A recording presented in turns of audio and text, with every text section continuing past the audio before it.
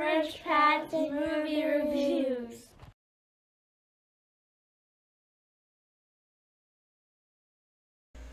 Hi everyone, Average Pat here to sit to chat today about the movie Brightburn.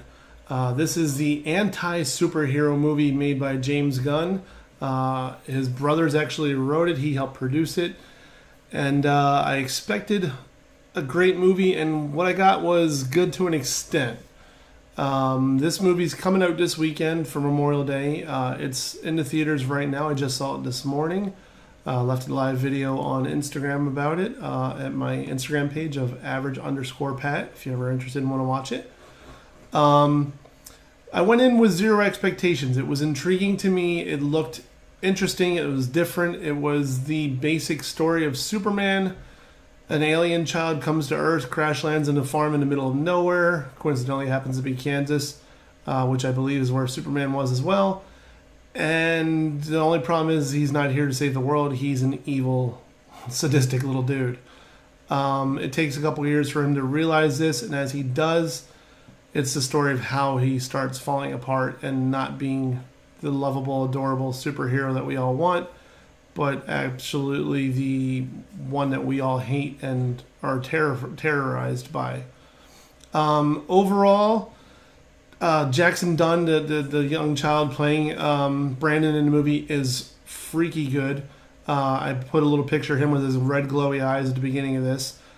He is really creepy, does the whole role really well, downplays itself very well. Looks like he's growing into the aspect of being the evil person in the movie. He developed that really well, and it was believable to see a 12-year-old kid going through puberty, hitting bad strides in life, and to watch him slowly start to descend into what he becomes. Elizabeth Banks is a main role, playing his mother.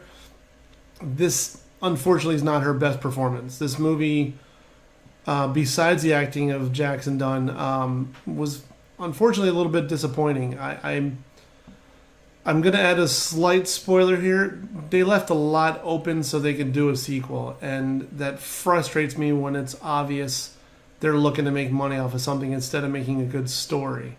And they could have done a little bit more with this and could have been able to have a lot more depth to the character. Like I said, although Jackson did quite well, there really wasn't as much depth developed in many other people. Was there a gore factor? Yes, there is. If you've got a squeamish stomach, make sure you're haven't eaten anything recently and you're ready to handle it. Is it not? It's not overwhelming, but it is there. There are quite a few areas where cinematography is great. The special effects are great, and they tie them in together with lights flashing and shadows, movements, and stuff along those lines. So that was impressive as well.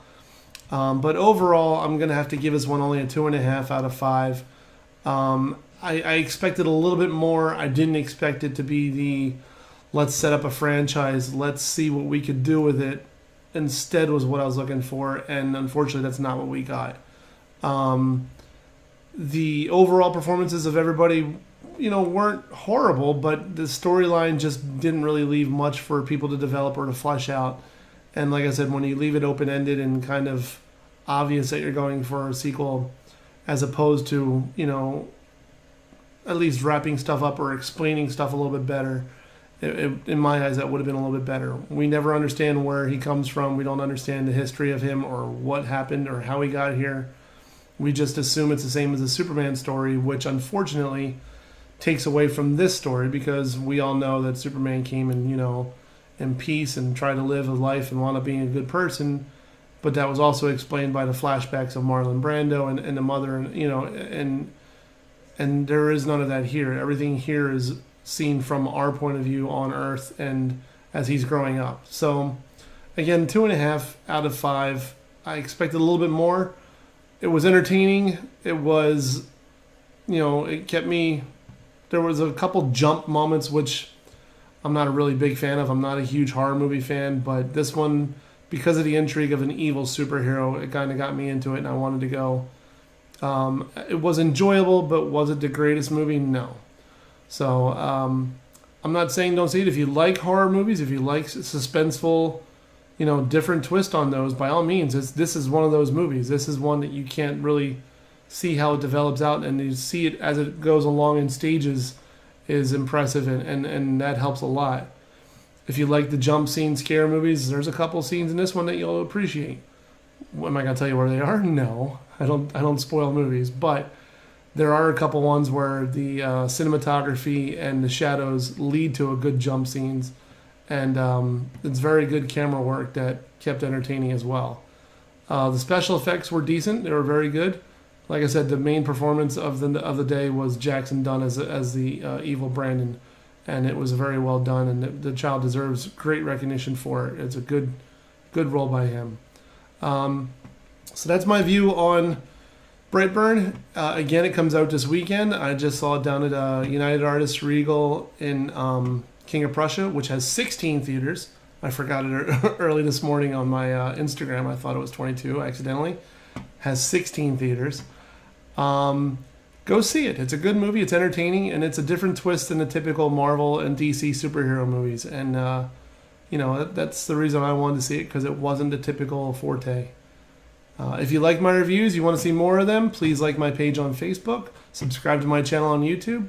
I will be posting again on the review I had on Rocket Man that I saw last Saturday. Unfortunately, I had technical issues that it didn't load this week. I'm going to have to redo another one because it didn't save properly. I'll have to do another one. That should be up again later this afternoon. So, have a great day, enjoy yourselves, and I'll talk to you guys later. Take care.